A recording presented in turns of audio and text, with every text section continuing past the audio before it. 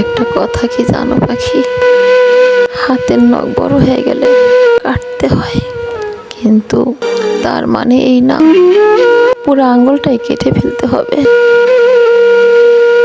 ঠিক তেমনই কিছু সম্পর্কের মাঝে ভুল বোঝাবুঝি হয়, তার মানে এই না সম্পর্কটা ভেঙে ফেলতে হবে।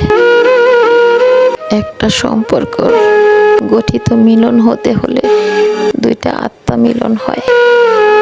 একটা আত্মা আরেকটা আত্মার ভিতরে মিশে যায়, তাকে কখনো ছিন্ন করা যায় না।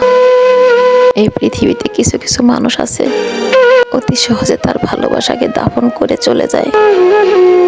এটার নাম ভালোবাসা না রে পাখি, এটার নাম হচ্ছে ভালোবাসা নামের যন্ত্রণা, বেদনা, কষ্ট।